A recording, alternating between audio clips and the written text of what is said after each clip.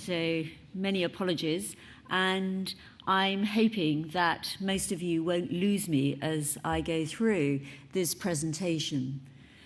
So what I want to do is to consider what personalised medicine can offer by way of more precise prediction that could lead to prevention of disease through motivating behaviour change.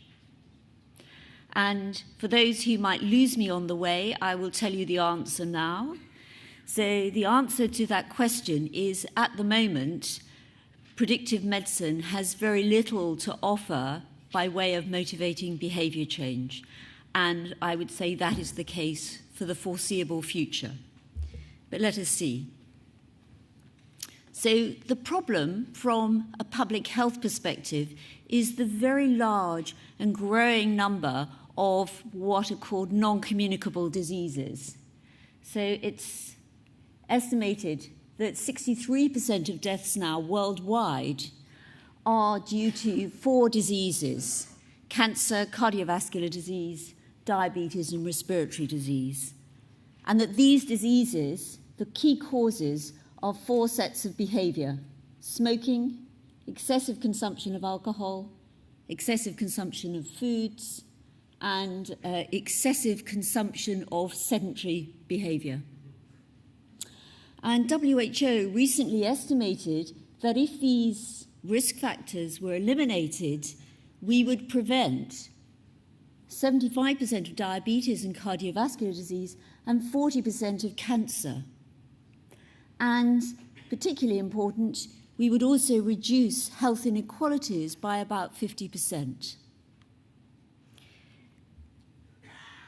There's been a technological hope which has gone back at least over the last 50 years, that somehow that there could be a contribution to reducing some of these diseases by, for example, testing people's cholesterol or blood pressure.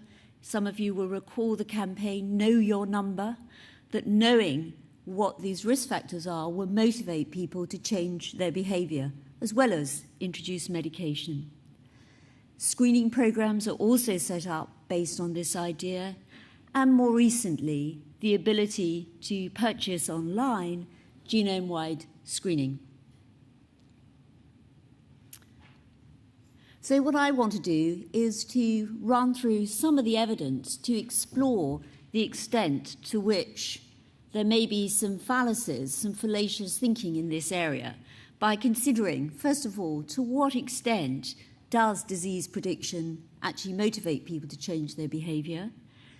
And then, secondly, to explore some of the perhaps unintended consequences of disease prediction that have been discussed. In particular, will it make people distressed to learn about risks to their disease? And particularly in the context of genetic prediction, could it make people feel fatalistic? Having looked at the evidence for these, I will then go on to return to what is the key challenge if one's interested in population health, which are those 4 sets of behaviours contributing to global non-communicable disease. So first of all, what does the evidence tell us about behaviour change in disease prediction? We can divide up ways of predicting disease very crudely into 2 sets: sort of generic prediction, population-based campaigns. So this is one pointing out fat may be funny to you, but it's killing me, so communicating that there's a risk with overweight. Various campaigns alerting people to risk of cancer from various behaviours, and many campaigns on smoking. So I'm going to say a little bit about those, and then come on to look at some of the tailored predictions based on self-report and biomarkers. In terms of the generic predictions, the population health campaigns, these have been running for over 100 years, where governments and others in authority try to communicate to the population risks to their health. And although the designs of the studies to evaluate these are not very helpful in terms of inferring causal links, the overall summary is that at best these have a very small impact on health, but it's a particular concern that these campaigns, where they do affect health and people's behaviour, they're more likely to affect the behaviour of those who are less deprived, thereby increasing the gap in behaviour and health outcomes between the rich and the poor. So moving on to tailored predictions, which is the focus of the meeting today, thinking about personalised predictions. There are some which are available. You can go online and enter information, demographic, family history information about yourself and get an estimate of risk of disease or your life expectancy.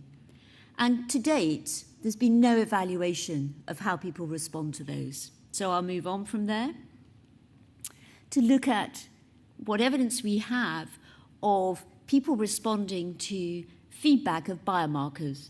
The top is cut off. This is overweight kills 800 people every day, encouraging people to get a test for diabetes, a home kit, or, as I've already mentioned, you can order tests online, but also still most tests are conducted in clinic settings. So, what do we know about the behavioural impact of these tests? This is a review which unfortunately hasn't been updated for the last 10 years.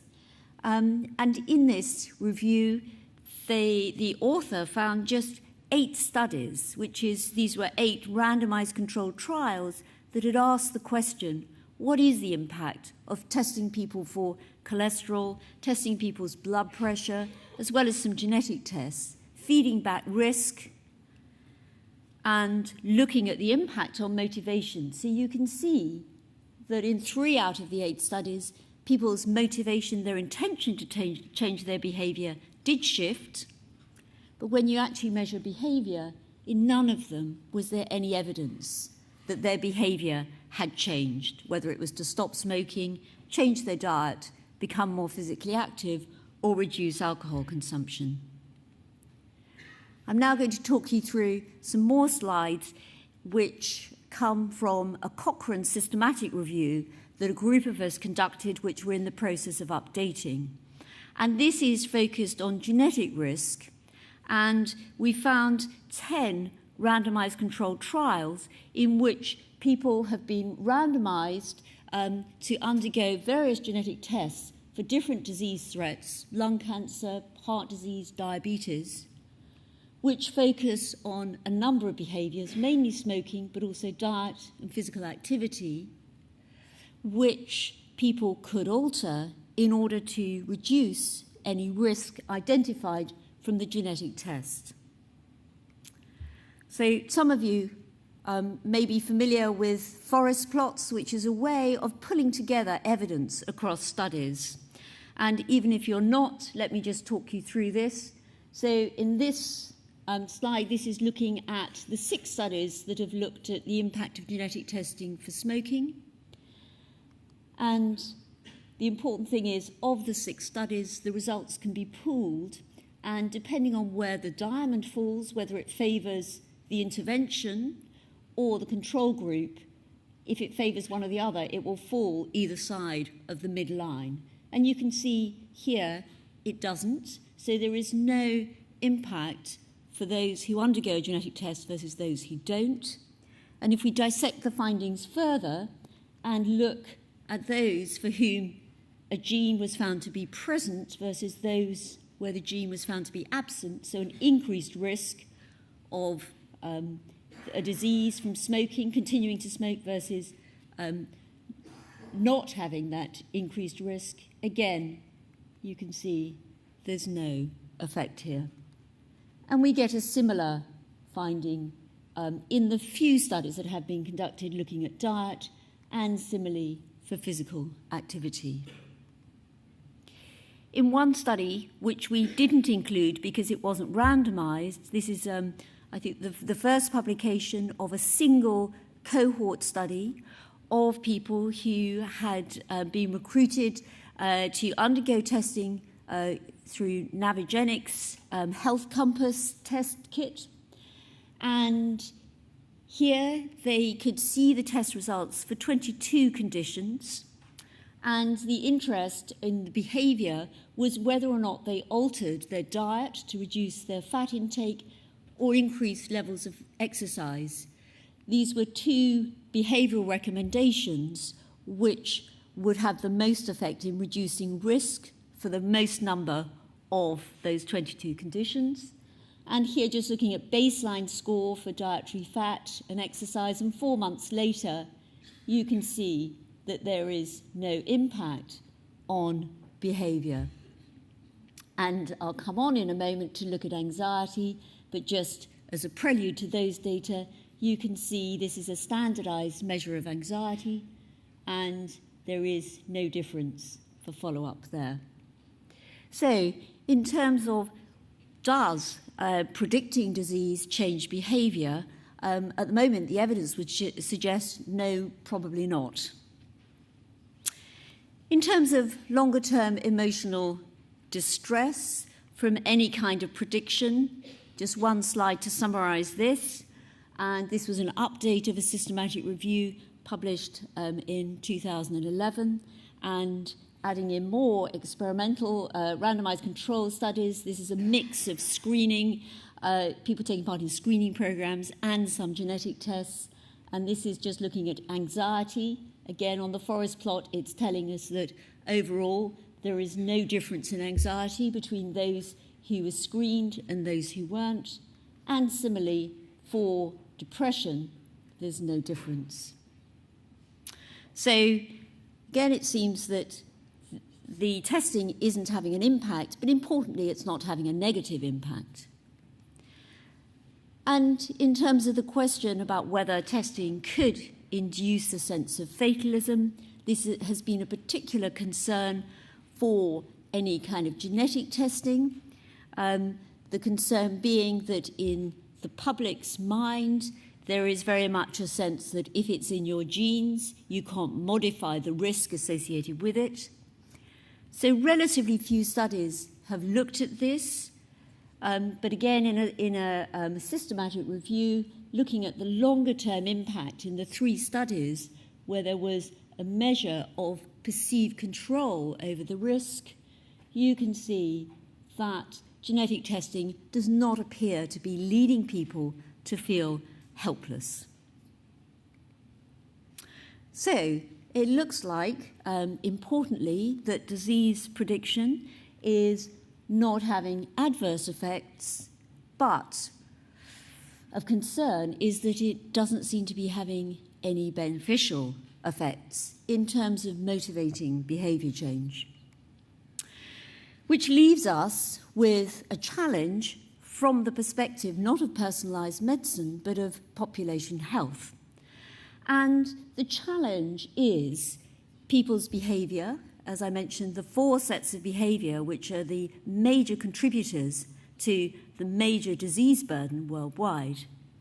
And in particular, these behaviours are conferring disease risks which are not evenly distributed in the population. These are data from the UK, but I think it's not dissimilar in the US or France. So these are people in a population who are least deprived. So these would be people in this room. And just look at this, the top line. This is life expectancy. So in the least deprived, it's around 83. But in the most deprived, it's around 73. So a 10-year difference in life expectancy in the UK between the richest and the poorest. And below here is the line showing disease-free life expectancy. So it's the number of years people can expect to live without serious disease. So you can see that in the richest, people can expect to live until about 70 before a disease interferes with the quality of their life, whereas those who are most deprived, it's around 50. So both the quality of life and the number of years lived is different.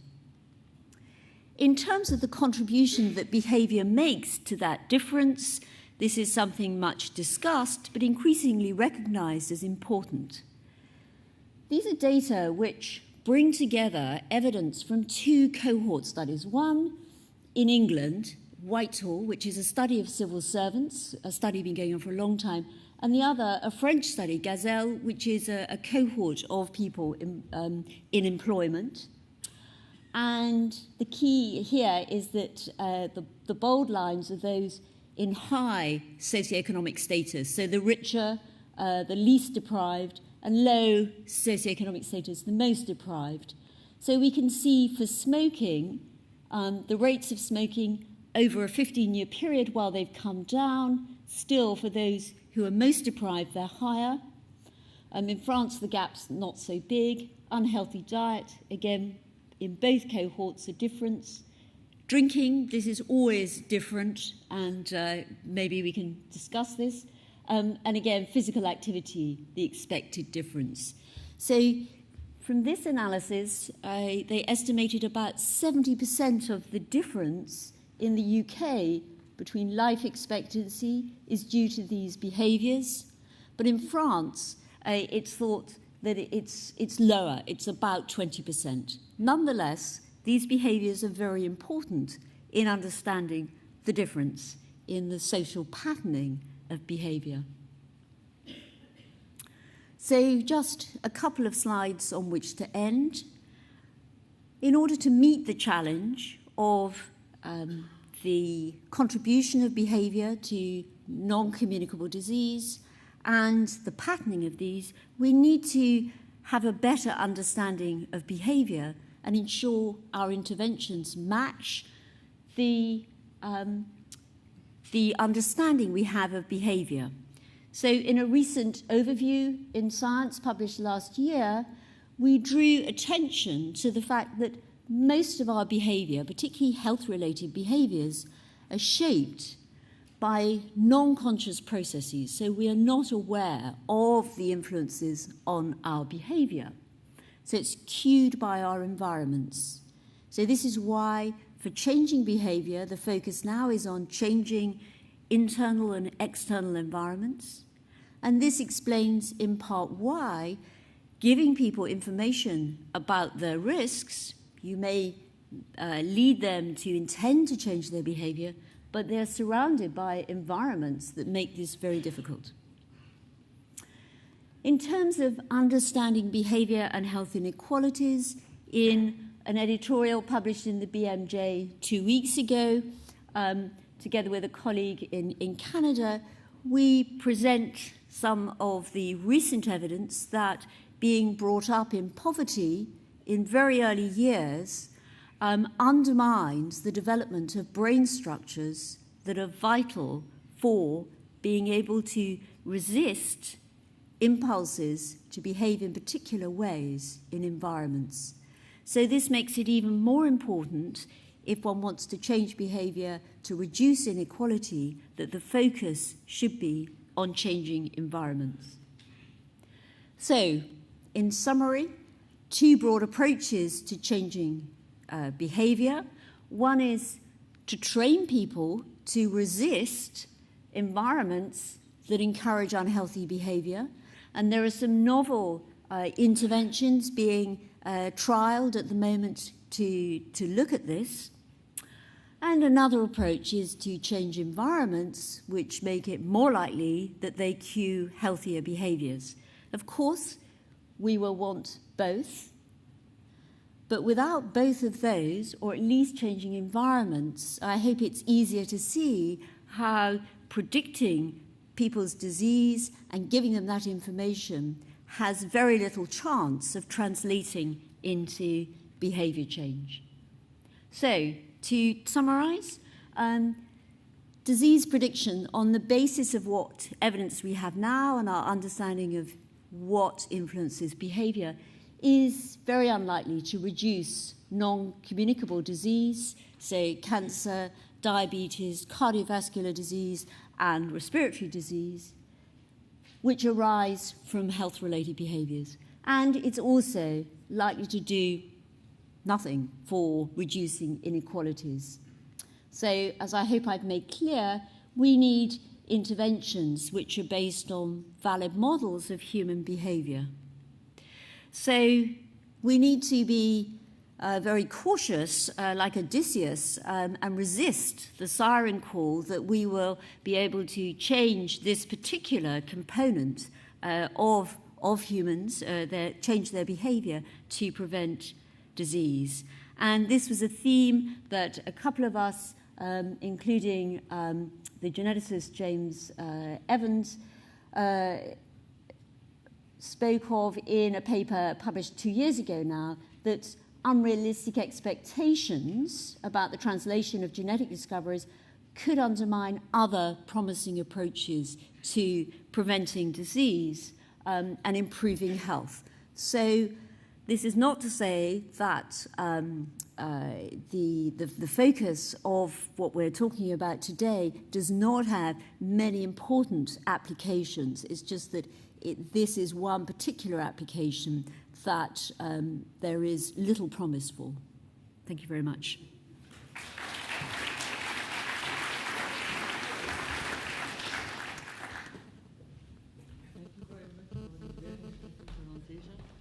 I have a question, are there studies investigating how the genetic risk is perceived by people? Because I think it's a very complex concept, and so are there been studies investigating that?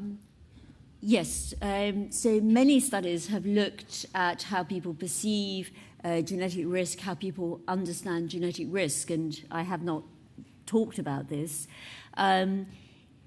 If the focus is on changing behaviour, we know that people's perceptions of risk, any risk, has a very, very, very small part to play in motivating behaviour change. So through a lens of trying to change behaviour, it's not relevant. But in clinical context, of course, it's incredibly important that people understand genetic risk, and there are many studies which have looked at different ways of communicating more and less effectively.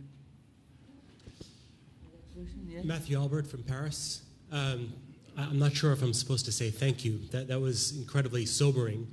I have a question that I hope doesn't add salt to the wound, which is how disease prediction is impacting healthcare provider behavior. And if you have any insight into that. So say a little bit more about what behaviours on the part of healthcare providers. Decisions to treat, the use of resources that are available for medical interventions, the types of advices that are given to patients, and the type of care that they're able to offer. So just to take one small part of that really important question, because how healthcare providers behave is another very important focus for study. What I would say is that generally there's many people are skeptical about the data that I've presented, and many people resist taking on board this message because it doesn't fit with the technological hope message, and it doesn't fit with how people understand human behaviour. And without being too psychological, psychologists 40, 50 years ago described the fundamental attribution error, which is that human beings overestimate the extent to which their behaviour is due to conscious thought and vastly underestimate how much their behaviour is cued by environments. So I think healthcare providers are just as much prey to that fundamental attribution error. My main concern is about the science funders, who also seem to be prey to that and the sway of technological hope. I don't want to deliver a pessimistic message, but I think it's terribly important that we are evidence-based and that people understand what their technology can do and what it can't, with greater investment in behavioural, political and social science, where that can deliver a change. I'm not sure I particularly answered your question, but...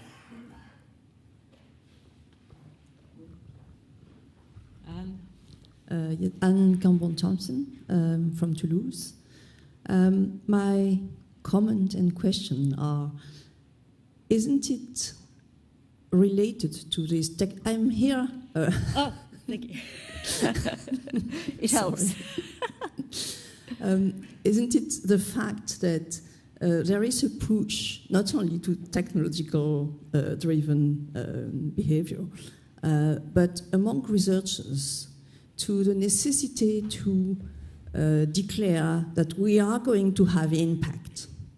And in all the development in genomics in particular, there has been a lot of hype, which is pushed by the way we are in a way led, if not forced, to declare that we are going to change the world. Then that there will be a lot of valorization from what we do and so on. Yeah.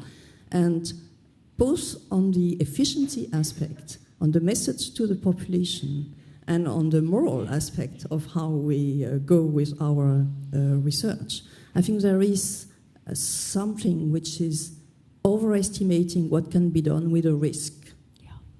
And I would like your views on that there is, if you just say we are going to, the risk, definition of risk and prediction is just a way to pinpoint targets, molecular targets, to understand the mechanism of a disease and later on be able to act on it. Yeah. But this idea that having a risk and using it directly will change the world is probably something that has been overestimated. Yeah. Okay. So just I'll just make a couple of observations on your statement with which I agree. Springing to my mind was being in a workshop a few years ago now at HGRI, role-playing with Francis Collins, who is having to go to see Clinton to argue for a larger slice or at least no cut to the budget. And part of the role-play was about overestimating what could deliver. And we all do it. Otherwise, the only people who are realistic are those who are depressed, are clinically depressed. We have evidence to show that. So all of us are optimistic in the way we approach everyday life, and in terms of our research, overly optimistic. So arguably, I am overly optimistic about where changing environments is going to take us. So I think that it is part of what it is to be human. I think my concern comes when, in terms of where the focus is, if we are looking at population health, and the figures are truly shocking in terms of it's just 4 sets of behaviours that are now the dominant cause of potentially preventable death. And we need to keep that in our gaze, as well as all these more exciting technological hopes which take us away from what it is to be human, which is sometimes uncomfortable. I think we are... Just one question. Last question. So, Jean-Luc Sam from Brussels.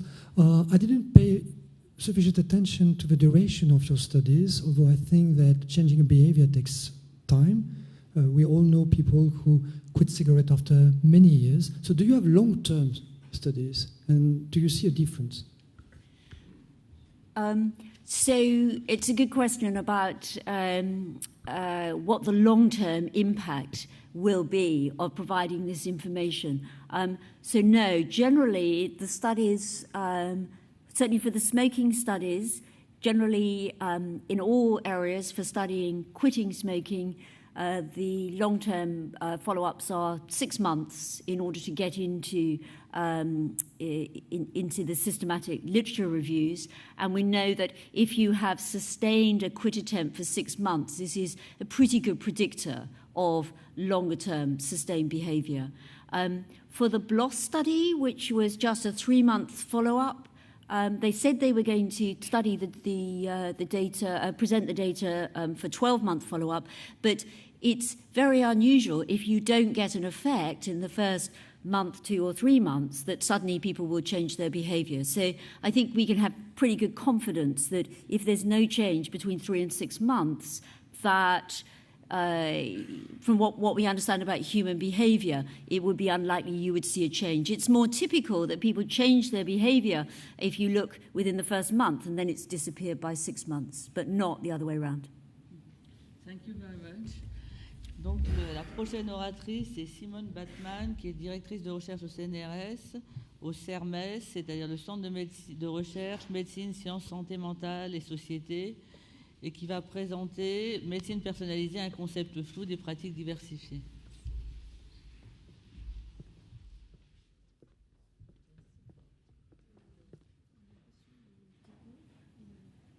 Vous les avez reçus? Oui, je les ai. Ah, très bien. Okay. Merci. Donc,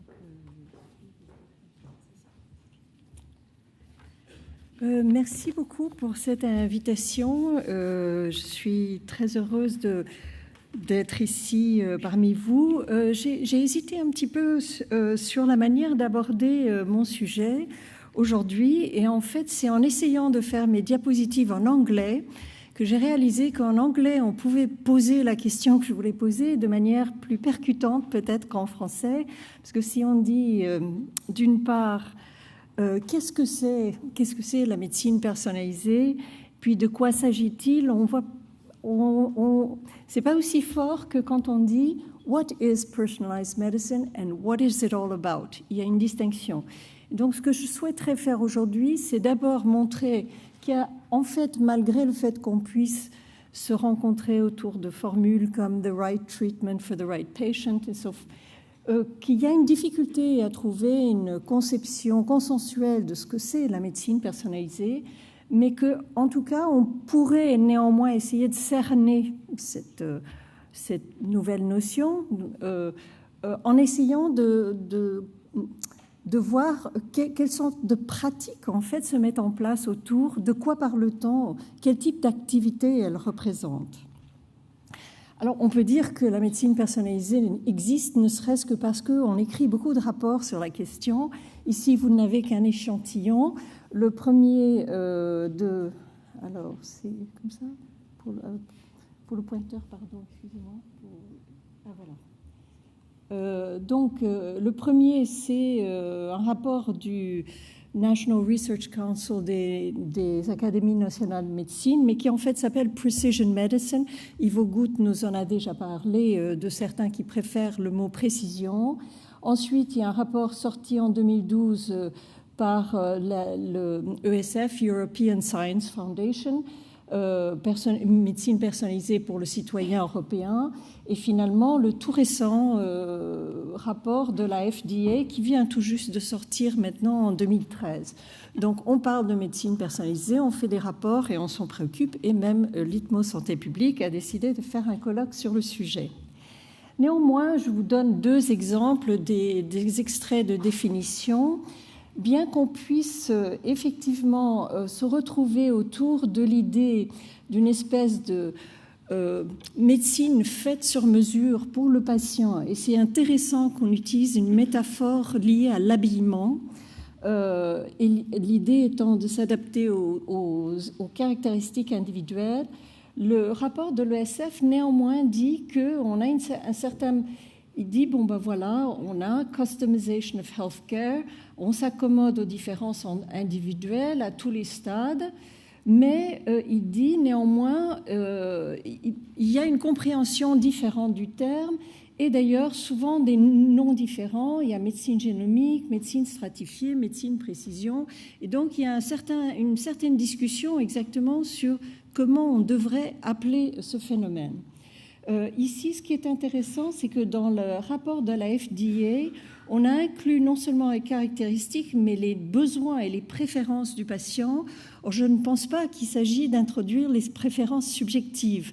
On voit bien, et je pense que l'exposé de Ivo Gut nous a montré qu'il s'agit bien d'identifier des caractéristiques qui sont indépendantes des préférences subjectives des patients.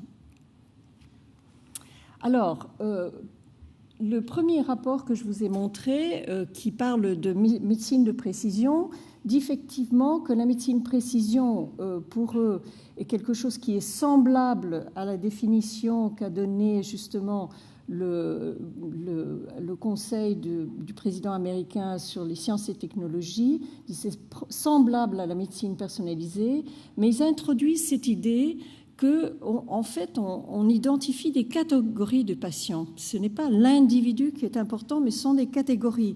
Et si on fait de nouveau la métaphore, si on se rappelle de la métaphore de l'habillement, vous vous souviendrez quand vous allez acheter un vêtement, c'est rare aujourd'hui qu'on aille faire quelque chose sur mesure chez le tailleur. On va plutôt acheter un 40, un 42, 46, 40, etc. On a des tailles différentes et puis on adapte à peu près. Donc, mais vous voyez qu'il y a quand même une espèce d'indécision sur est-ce que c'est l'idée de la précision de l'intervention, est-ce que c'est le fait qu'on a des catégories qu'on crée pour pouvoir traiter les patients qui ont telle variante génétique, ou est-ce que c'est cette idée de personnalisation qui inclut la prise en charge d'autres données. Alors, d'autres rapports, parce que vous voyez, il y en a encore bien d'autres qui ont été publiés, 2010, 2011, 2012, en fait, vont prendre une autre entrée, qui est l'entrée par les technologies qui rendent la médecine personnalisée possible.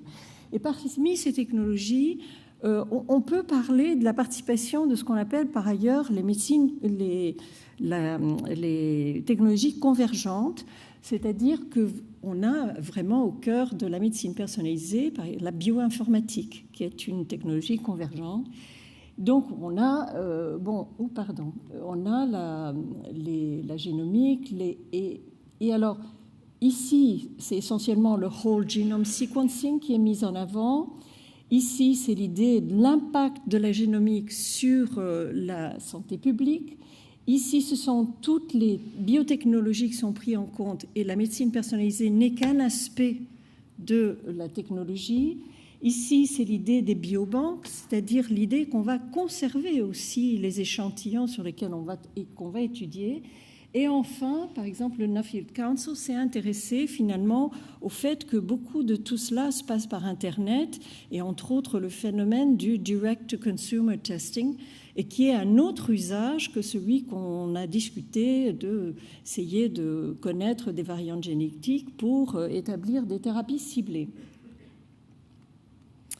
Donc, on voit, entre autres, et ça a déjà été dit, qu'il y a une place importante de la génomique, mais pas seulement. C'est la génomique souvent associée à d'autres technologies, et entre autres le fait qu'on a non seulement séquencé le génome entier, mais qu'on a développé des machines qui permettent de faire le séquençage de manière plus rapide et de produire une quantité de données génétiques sans mesure avec ce qu'on avait pu produire avant. Alors, est-ce que ce sont nécessairement toujours de meilleure qualité ? Il y a une dimension technique que je m'aventurais à expliquer, que je ne m'aventurais pas à expliquer par manque de compétences, mais j'ai vu d'ailleurs il y a 6 mois à peu près M. Goutte présenter une explication intéressante sur les types de machines et la fiabilité des données produites. Mais il y a une autre question qui me semble être au cœur de la médecine personnalisée. Est-ce que le fait d'avoir plus de données est toujours nécessairement avoir une information clinique qui est utile? Et c'est ce passage de la production des données à son interprétation et la possibilité d'en faire quelque chose d'utile sur le plan de la médecine qui est un des enjeux de ce nouveau domaine. On voit qu'il y a une attente très importante de l'association de la génomique avec tout, y compris avec le cloud computing, puisqu'il va falloir collecter toutes ces données quelque part. Et ce qui est intéressant, c'est que ce nuage, en fait, ce sont des grands hangars, c'est matériellement quelque chose qui occupe beaucoup de place et non pas quelque chose de perdu dans le ciel.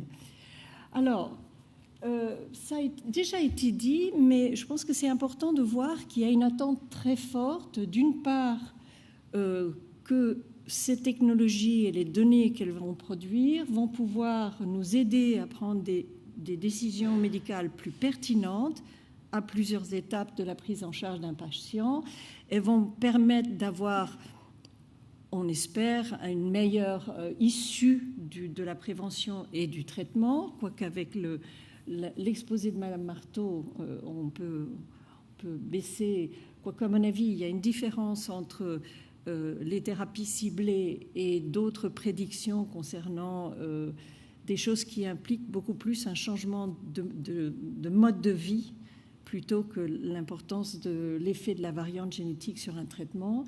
Et puis, comme le cancer, certains espèrent qu'il va y avoir des changements de paradigme dans la manière de penser le traitement des cancers.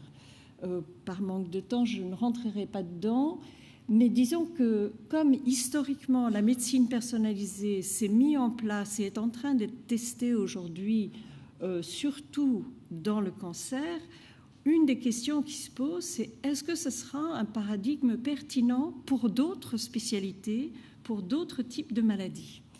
Alors, et enfin, je vais revenir là-dessus, mais je voudrais aussi montrer que puisqu'on parle de génomique, on parle aussi de génétique, et à quel moment ces nouvelles méthodes de séquençage vont rencontrer tous les problèmes classiques des tests génétiques avec tous les dilemmes éthiques pertinents qui se posent là. Donc je vais essayer dans quelques minutes d'aborder les deux choses. Alors, est-ce que c'est un bon paradigme pour d'autres domaines? Alors tout à fait par hasard, pendant que je préparais mes diapositives, je reçois la dernière table de matière de Reproductive Biomedicine Online et je trouve une série d'interventions sur l'avenir de la reproduction et entre autres cet article sur Personalized Reproductive Medicine. Et en regardant de plus près, effectivement, je vois bien que c'est l'application du même type de raisonnement, c'est-à-dire le fait de récolter auprès du patient des échantillons permettant de faire une analyse du génome, mais aussi l'élaboration de modèles prédictifs permettant de faire un meilleur diagnostic, une meilleure utilisation, prendre des meilleures décisions en termes de fertilité. Et ce qui est intéressant, c'est que cet auteur est en fait la présidente d'une nouvelle entreprise de biotechnologie qui s'appelle Cellmatics. Et justement, j'ai voulu reproduire la page mais vous le trouverez sur le web, qui dit « Harnessing the power of data », donc les données, et la génomique pour optimiser les décisions médicales en fertilité, et l'idée d'aller vers un modèle prédictif individualisé. Donc on a ici l'idée que la génomique pourrait être un outil utile pour améliorer les résultats en matière de traitement de la fertilité. Je n'avais pas vu un exemple comme cela et je l'ai précisément utilisé aujourd'hui parce que voilà, c'est quelque chose de relativement nouveau, la tentative d'appliquer cette approche, cette manière de faire dans un autre domaine que celui du cancer. Et l'autre chose qui est relativement récente, c'est le financement d'une très grande étude faite aux États-Unis où on va essayer d'utiliser les nouvelles méthodes de séquençage dans la prise en charge des nouveau-nés. Et ça affecte 4 hôpitaux différents. Chacun va travailler dans un domaine différent. Certains, c'est la prise en charge de tous les nouveau-nés. Dans d'autres, c'est uniquement dans les sites de réanimation néonatale. Mais ce qui est intéressant ici, c'est qu'en fait, sur ce terrain-là, c'est-à-dire sur les nouveau-nés, l'approche de médecine personnalisée, c'est-à-dire le fait d'aller rechercher les données génomiques et d'essayer d'utiliser ces données pour pouvoir plus rapidement prendre en charge certains enfants qui sont très malades, va rencontrer aussi l'idée qu'on trouve dans ce programme de recherche de éventuellement remplacer le screening postnatal qui est fait actuellement par des méthodes de séquençage. Donc ici, les deux problématiques se rencontrent alors qu'elles sont assez différentes. Et la manière dont ces deux logiques différentes, d'une part la génomique et médecine personnalisée, et d'un autre côté la logique du screening, se rencontrent. Alors pourquoi je dis qu'elle est, c'est problématique? Parce que en fait, la logique derrière la médecine personnalisée, malgré le fait qu'on parle d'une individualisation du traitement, elle est basée sur la nécessité de collecter une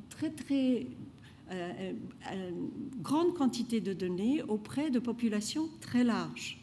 Donc, souvent, ces données viennent déjà de ce qu'on appelle GWAS Studies, mais si vous avez suivi un petit peu les nouvelles, vous allez voir qu'il y a aussi maintenant récemment ce qu'on appelle des Phenome-Wide Association Studies, c'est-à-dire qu'on va faire l'inverse de ce qu'on a fait dans les Genome-Wide Association Studies, qui est d'aller chercher, on va partir d'une variante et on va essayer de chercher toutes les conditions cliniques qui pourraient être associées à cette variante, mais en allant chercher dans les dossiers médicaux électroniques. Donc on voit ici, encore une fois, le rôle très important de l'informatique. Évidemment, il y a aussi l'idée qu'on collecte comme on collecte des prises de sang sur lesquelles on peut par la suite faire des genetic studies. C'est cette possibilité d'exploiter ces deux sources de données qui peut permettre à terme d'arriver à quelque chose qui pourrait être plus individualisé. Mais c'est l'idée que la génomique est basée sur l'idée d'études de grandes populations.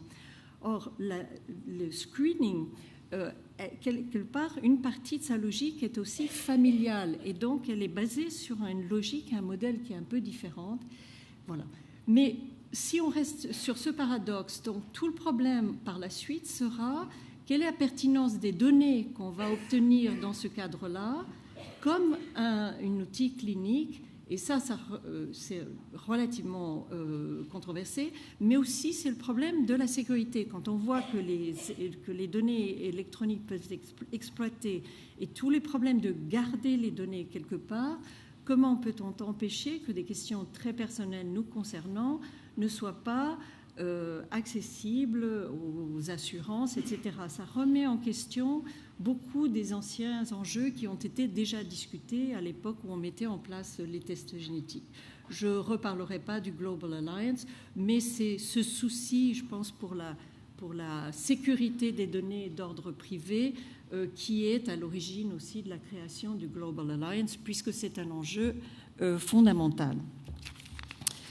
Voilà, je suis presque terminée. Alors ça, c'est juste pour vous montrer qu'en 2010, on avait déjà compris que toute cette approche de la médecine personnalisée allait quand même changer quelque chose au niveau de la relation thérapeutique, c'est-à-dire que on a la prise en charge du patient ici à ce niveau, mais devient important le fait de pouvoir, ça a toujours été le cas, mais ce qui est important ici, c'est que la technologie permet d'amener ce processus à une puissance beaucoup plus grande que par le passé. C'est-à-dire qu'on va exploiter les données de cette prise en charge du patient de manière à ce que ça puisse faire un circuit et qui permette par la suite d'avoir des études. C'est ça le travail de la médecine personnalisée, c'est le travail de recherche qui se fait en essayant d'associer des variants génétiques à des conditions permettant par la suite soit d'aboutir à une nouvelle taxonomie dans certaines spécialités, soit tout simplement une meilleure prise en charge de certains patients. Et donc ça risque de changer radicalement le rapport aux patients. Donc je résume ici. C'est pas seulement le direct-to-consumer testing qui va remettre en cause par le fait qu'on court-circuite justement la consultation avec un professionnel, mais c'est aussi le fait que dans ce type de prise en charge, on attend beaucoup plus du patient, d'une part sur la manière dont il va assumer sa responsabilité pour la prévention et pour le traitement, mais je dirais qu'il y a aussi une pression accrue pour que, d'une part, il donne des tissus pour qu'on puisse exploiter, pour qu'on puisse collecter ces données dont on a tant besoin et qu'il puisse partager ces données, alors que ce sont des données dont certains peuvent être très sensibles et de nature privée et qui peut ne pas souhaiter partager avec le monde entier. Donc ici, il y a vraiment un problème à la fois technique et éthique important, parce que les deux choses doivent être travaillées ensemble. Ensuite, je pense qu'il faut bien dire, il y a, par la force des choses, par la nature de la mise en place de ce type de travail, une participation indirecte, peut-être peut-on dire involontaire à la recherche, et dans laquelle, justement, c'est toujours un peu le cas, mais il y a une espèce de défacement de la distinction entre recherche et thérapeutique. Donc ça, c'est également un problème qu'il faut regarder. Et également, on n'est jamais à l'abri de la découverte de quelque chose qui peut concerner, on trouve quelque chose qu'on ne cherchait pas et qui peut concerner non seulement l'individu en question, mais des apparentés. Et donc, on se trouve là dans les questions classiques du conseil génétique, et c'est la question des incidental findings. Mais compte tenu du nombre de choses que nous savons, est-ce que cette histoire du droit de ne pas savoir est une valeur qui restera toujours importante? Donc ça, c'est à voir, c'est une discussion qui va voir. Et les personnes qui travaillent dans ce domaine, il y a eu récemment une grande polémique sur incidental findings, sur si on doit imposer aux personnes de connaître certains résultats ou si les personnes peuvent s'y opposer. Donc, si je devais résumer rapidement, non tellement qu'est-ce que c'est la médecine génomique, personnalisée génomique, mais de quoi s'agit-il? Je dirais tout d'abord que c'est sur le potentiel d'une technologie, mais aussi de l'utilité, c'est savoir quels sont les usages possibles et son utilité dans le diagnostic, le traitement et la prévention pour les patients en général. Et je dirais, dans toutes les spécialités, dans certaines spécialités, ce sont les spécialités probablement où la variante génétique peut permettre une prise en charge plus directe, là où ça a à voir beaucoup plus avec des modes de vie qu'avec la génétique. Je pense que ça sera d'une pertinence moindre. On voit très bien qu'il y a une redéfinition du type de rapport qui va s'engager avec, on va dire, le système de santé en général, puisqu'il y a des attentes réciproques différentes qui vont se mettre en place au fur et à mesure que cette médecine se montre efficace, puisque la preuve n'en est pas encore tout à fait faite, on est loin de là, et ça d'ailleurs a déjà été dit, mais c'est aussi sur des nouvelles formes de collaboration entre personnels. Je veux dire, c'est forcément une médecine pluridisciplinaire, puisqu'il y a le travail entre médecins, biologistes, personnes qui ont des connaissances techniques, des nouveaux rapports à l'industrie pharmaceutique. Donc, il y a tout ce domaine-là.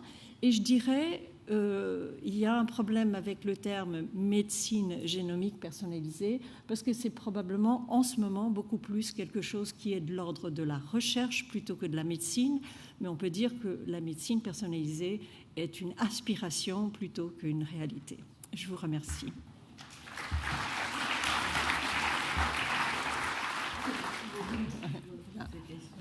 On va débattre. Peut-être qu'on va garder les questions pour après les trois orateurs pour débattre de tous ces problèmes simultanément. Et donc, je vais demander à Philippe Raveau, qui est professeur d'épidémiologie et qui va être directeur du Centre de recherche épidémiologie et biostatistique de Sorbonne Paris-Cité, Université Paris-Descartes, de venir faire sa présentation. Merci beaucoup. Un point de vue médecine personnalisée, médecine stratifiée, un point de vue épidémiologique. Oui, je vous remercie de m'avoir invité, et en particulier Jean-Paul Moati. Je ne suis pas sûr d'avoir eu raison d'accepter parce que, d'abord, je suis un épidémiologiste clinique. Je fais principalement de la recherche dans le domaine de l'évaluation thérapeutique et plutôt des traitements non pharmacologiques que des traitements pharmacologiques. Et très clairement, je ne connais rien à la génétique, aux tests génétiques et à la médecine personnalisée. Donc, je vais avoir un avis plutôt extérieur. Alors, la médecine personnalisée, c'est vraiment un concept extrêmement prometteur et puis un mot vraiment magique, quoi. Personnalisé, on a l'impression que chaque malade va le recevoir exactement le traitement qu'il lui faut. Et quand on regarde un peu les diapositives qu'on peut trouver dans Google, eh bien, ça, c'est la diapositive de la médecine personnalisée. On a des patients qui, avant, avaient tous le même diagnostic. On applique un test diagnostique, un biomarqueur ou plutôt un test génétique, et on va connaître les malades qui vont bénéficier et n'avoir aucune toxicité du traitement, ceux qui vont bénéficier du traitement et avoir une toxicité, ceux qui n'auront ni bénéfice ni toxicité, et ceux qui auront un bénéfice mais une toxicité. Et selon ces diapositives, avec la médecine personnalisée, on pourra donner la bonne drogue, enfin le bon médicament au bon patient, pour la bonne maladie, au bon moment et avec le bon dosage.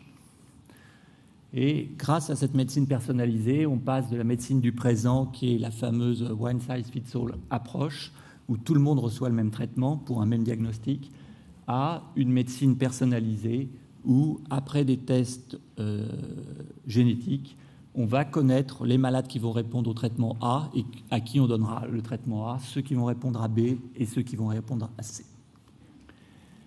Et je pense que ce qu'on est capable de faire, effectivement, c'est de déterminer quel est le meilleur traitement pour un groupe de patients qui partagent quelques caractéristiques et qui sont similaires en termes de caractéristiques avec notre patient d'intérêt. Mais je ne suis pas sûr qu'on soit capable de déterminer quel est le meilleur traitement pour un patient donné. Et je suis assez d'accord avec cette lettre envoyée au JAMA par Arnaud Chiolero, qui disait « Dans la médecine personnalisée, il n'y a rien de personnel ». Donc, les caractéristiques des patients, par exemple des variants génétiques, peuvent aider à identifier des groupes de patients qui vont être plus aptes ou moins aptes à répondre à un traitement. Mais la probabilité, c'est une propriété au niveau du groupe. Et ça ne doit pas être confondu avec le déterminisme individuel. Donc, au niveau individuel, vous répondez ou vous ne répondez pas à un traitement, il n'y a pas de probabilité. Deux patients avec exactement les mêmes caractéristiques, qui sont prédictives de la réponse au traitement, sont dans la même strate de risque, mais un de ces deux patients peut répondre et l'autre peut ne pas répondre, alors que vous êtes incapable de les différencier. Et vous ne pouvez pas prédire lequel de ces deux patients va répondre. Donc, l'inférence du risque est associé avec des caractéristiques de ces patients, mais c'est au niveau du groupe, au niveau de la strate, et non au niveau personnel ou individuel. Donc en réalité, pour moi, la médecine personnalisée, ça reflète simplement notre capacité à fractionner ou stratifier une population large en des groupes plus petits, et des groupes plus petits qui peuvent répondre ou ne pas répondre à un traitement spécifique. Donc, de mon point de vue, il est plus logique d'utiliser un terme médecine stratifiée. Alors, est-ce que cette médecine stratifiée, c'est vraiment quelque chose d'extrêmement nouveau ? Il me semble que la volonté d'arriver à des groupes plus petits, elle est extrêmement ancienne, et ça, c'est aussi une diapositive extrêmement classique utilisée dans la médecine stratifiée ou médecine personnalisée.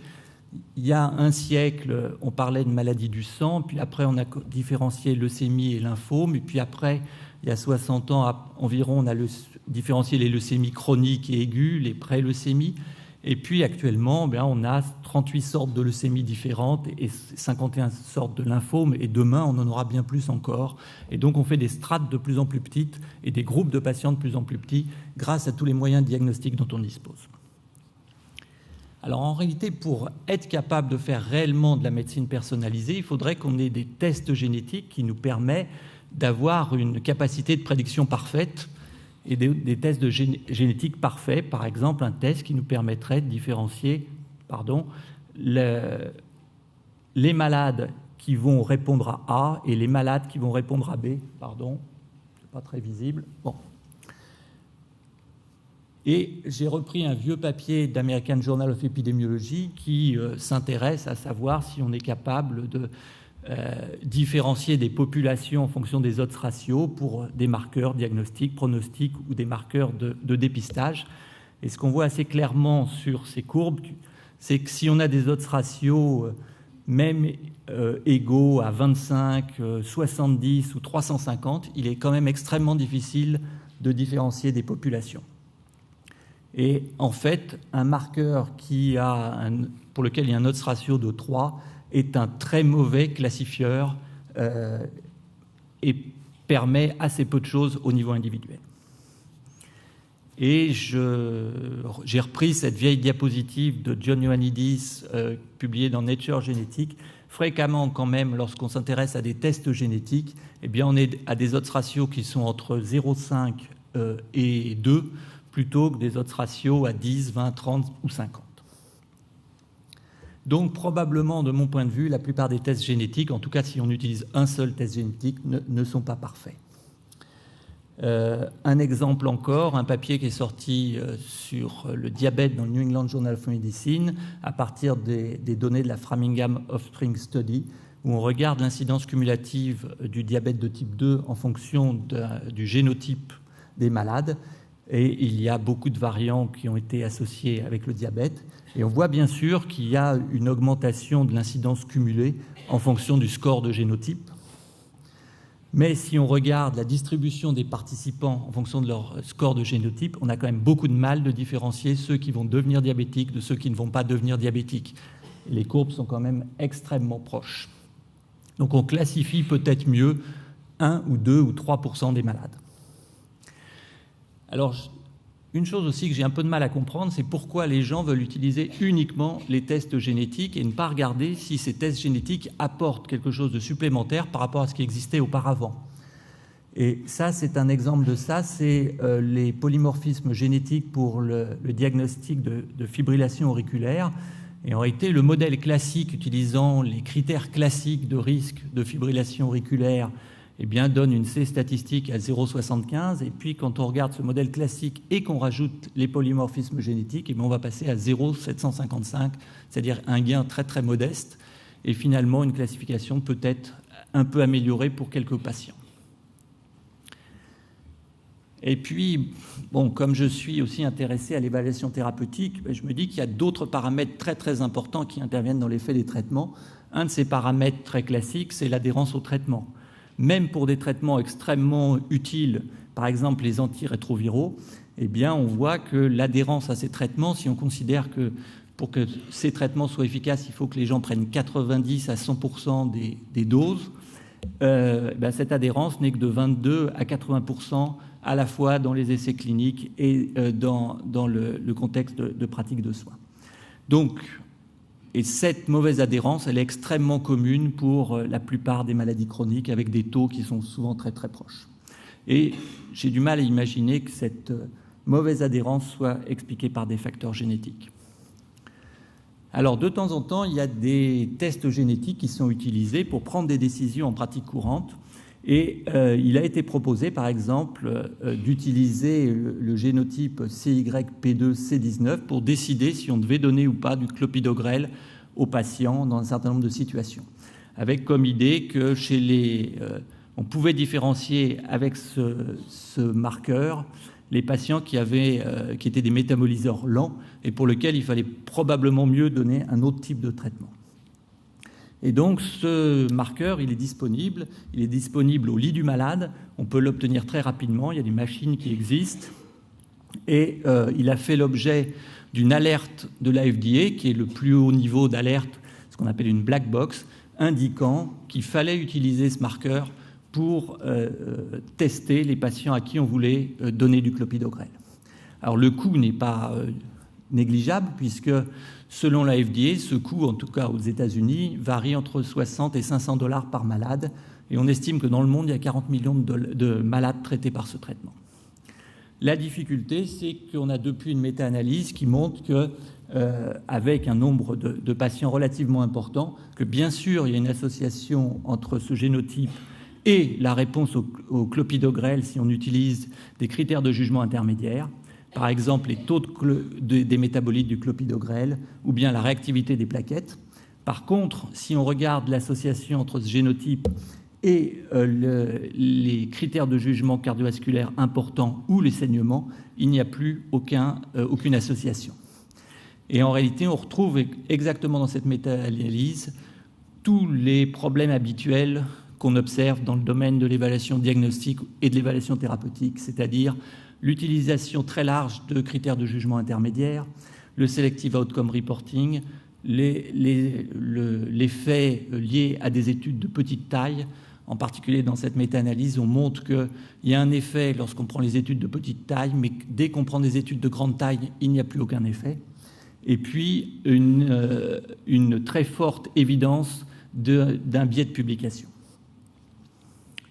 Et donc ça a fait l'objet d'un édito dans le JAMA où on disait c'est typiquement cette alerte de la FDA, un cas d'exubérance irrationnelle et l'adoption trop zélée basée sur des données biochimiques incomplètes ne sert pas l'intérêt public. Alors, comme je suis méthodologiste, je n'ai pas pu m'empêcher de parler de plans expérimentaux qui peuvent être utilisés pour déterminer quel est le meilleur traitement à l'échelon individuel, et en particulier d'un type d'essai, les essais de taille n égale 1, qui est un concept qui a été inventé il y a, je dirais, une vingtaine d'années par Gordon Guyat, un des papes de l'evidence-based medicine, et récemment, ça a été republié dans un journal qui s'appelle Personalized Medicine. Donc un essai de taille n égale 1, c'est un essai où on prend un seul malade à qui on va donner successivement différents traitements, et puis à la fin, on déterminera quel est le meilleur traitement pour ce malade donné. Donc c'est un essai randomisé avec des crossovers multiples et une évaluation faite chez un seul patient. Et l'objectif de ces essais de taille n égale 1, c'est de déterminer quel est le meilleur traitement pour ce patient donné. Donc ça peut être utilisé lorsqu'on compare des traitements actifs versus des traitements placebo, des traitements à forte dose versus à faible dose, des traitements A versus des traitements B. Bien sûr, ça ne peut être utilisé que dans des maladies chroniques et stables, et c'est uniquement utilisable quand on a des traitements dont le début d'action est rapide et la fin d'action est également rapide. Voilà. Et le nombre et la durée des périodes de crossover, elle est fonction du type de critères de jugement et des interventions, bien sûr, qu'on étudie. Et puis, comme je fais aussi un peu de santé publique, eh bien, je n'ai pas pu m'empêcher de mettre une diapositive sur le tabac. Et vous avez sur cette diapositive une carte du monde avec des surfaces des pays qui dépendent du nombre de fumeurs. Et comme vous le voyez ici, il y a un nombre de fumeurs dans les pays de Chine, d'Inde, etc., absolument énorme.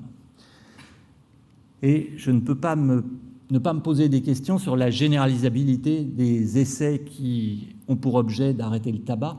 Est-ce qu'on peut imaginer que les essais qui sont faits aux États-Unis ou en Europe peuvent informer les décisions en Chine ou en Inde?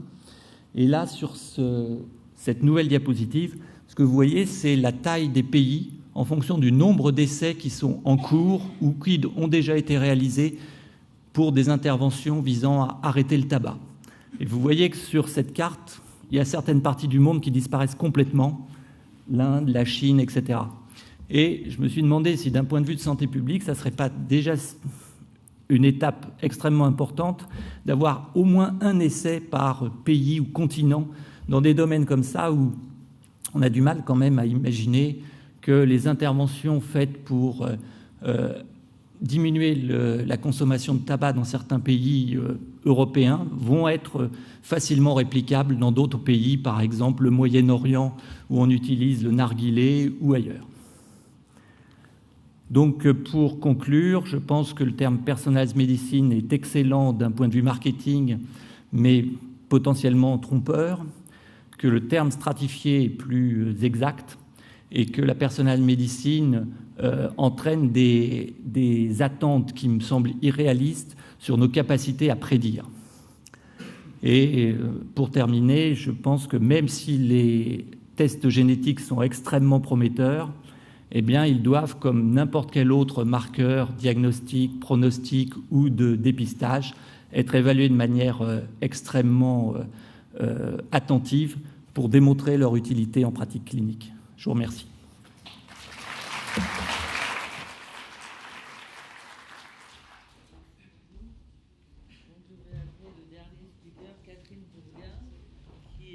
Généticienne à l'origine est devenue sociologue, donc qui montre bien l'interface entre les deux et qui va présenter l'économie de la recherche à la clinique, question autour d'un changement de perspective. Monsieur Fermin. Bonjour, alors je suis un peu gênée parce que moi je pensais que c'était les généticiens qui parlaient avant moi, qui allaient dire beaucoup des choses que j'avais l'intention de dire, et puis finalement c'est l'épidémiologiste qui vient de souligner beaucoup des points que je vais dire. Donc peut-être, voilà, heureusement, ce qui me sauve, c'est que ce n'est pas les mêmes exemples que j'ai pris. Mais bon, je vais peut-être réenfoncer le clou et j'espère que la perspective que j'ai, qui est évidemment un peu différente, permettra d'apporter des éléments à la réflexion. Alors donc, c'est effectivement les éléments de réflexion que je voulais apporter. J'ai décidé de les réfléchir dans qu'est-ce que passer de la perspective du laboratoire à celle de la clinique change d'un point de vue de la génomique. Et pour commencer, je voulais juste rappeler ce que c'est que la génétique épidémiologique, puisque c'est une discipline qui a une importance nette dans tout ce qui nous intéresse aujourd'hui, telle qu'elle est présentée ici en 1984 par le premier éditeur de la revue Génétique épidémiologique. Et il insiste sur le fait que cette discipline est à l'interaction entre la génétique et l'épidémiologie. Autrement dit, il s'agit d'utiliser les méthodes de la génétique et celles de l'épidémiologie pour essayer de décrypter les mécanismes biologiques qui sous-tendent les maladies complexes. Alors, il n'est pas envisageable, contrairement à de nombreux facteurs de risque épidémiologiques, d'agir concrètement sur les facteurs de risque génétiques, puisqu'on ne peut pas retirer les gènes. Et donc, l'hypothèse